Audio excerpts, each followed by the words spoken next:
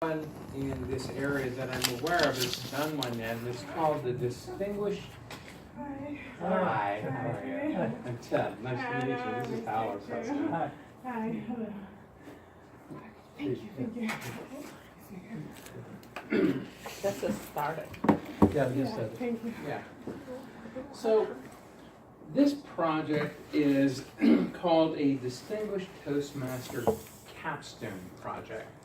What that really means is we used to have something in Toastmasters in the legacy program called a High Performance Leadership Project. And this is somewhat similar but yet different. So I'm going to explain how it works. My entire purpose for this first speech is simply just to explain how it is, what my vision is for it. The second speech is where I tell you how I did and what I learned. So what this is this is part of the New Pathways online education program. The project can be for anybody or any organization you choose it to be. It requires a guidance committee. That's people tell you, well, you need to do this, that, and the other, which is perfectly fine for me. And you have to give 2 speeches or presentations. You do one describing your vision. You do the second speech telling people what you learn in the process of executing the project with a team of people. So this is the same as a level 5 project. I'm not going to read the words there. This tells you what you have to do. The things that are a little different here than in the old legacy program is that it has an ethical decision-making framework.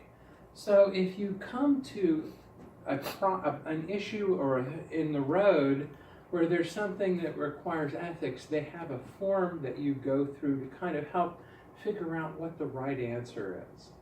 And you know, I can't tell you how sometimes when I'm being a project manager at work, that sometimes you have to decide those things, and it's not something your boss is going to tell you, it's not something anyone's going to tell you. You have to decide how that's going to work. Even though you'd like it to be ethical, sometimes it becomes very difficult.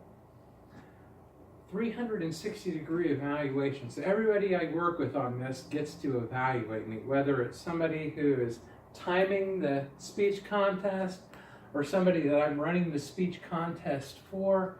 They all get a vote. So that should be pretty interesting, I think. And then it talks about what the 2 speeches are. These are the members of my guidance committee. Because this is the first one we've ever attempted here in District 4 Toastmasters, I had lots of interest in people that wanted to critique me probably, which is perfectly fine. I don't mind a bit. So all they do is provide me advice of how to maybe better do this. And some of the advice I've gotten is very interesting already. How do you measure fun? I'm still working on it, Alan. You know, because my vision is to hold the best district speech contest in recent history. You know, the planning and getting team to engage, I've already got that pretty much figured out. I've run lots of contests.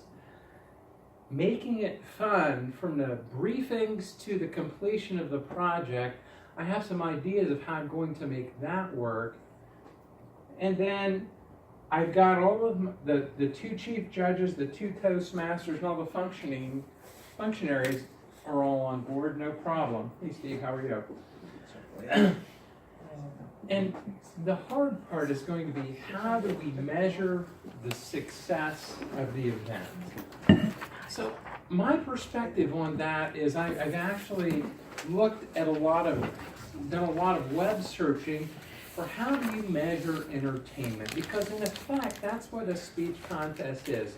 We go, we listen to people who are awesome speakers, either in table topics or in the international speech, which is a 5 to 7 minute speech. They're almost always funny and enjoyable. But my hardest thing of all of this, to my way of thinking, is figuring out how to measure value and fun. I have a couple ideas, but I'll save that for the next speech. And that is this. So what I've talked to you about is what the Distinguished Toastmaster Project is going to be about. It's going to be about simply running the district speech contest and trying to make it fun for everyone who attends. I want everybody to get maximum enjoyment, have a fun. We even have some humorous anecdotes that will go in and out there, and I'm hoping that everyone will enjoy it. Mr. Toastmaster. If we don't need the projector, I'll run and plug it. I don't know who we should check in first.